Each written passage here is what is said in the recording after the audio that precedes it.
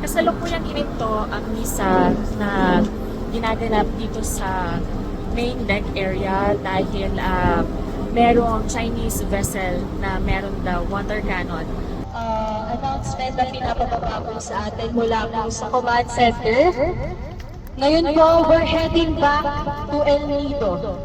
Inuulit ko po, nagkaroon po tayo ng tawag mula po sa command center. We're heading back to El Nido. Wala pa pong sinasabi kung ano po bang dahilan, ano po bang next natin gagawin. Pero ngayon po, gusto lang pong ipa-announce, we're heading back to El Nido. Yan lamang po, marami pong salamat.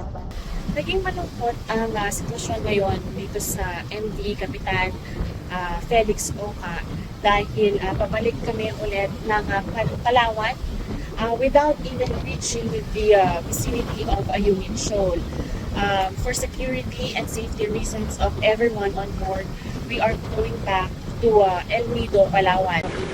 Parang ako na nga dito, papunta rito.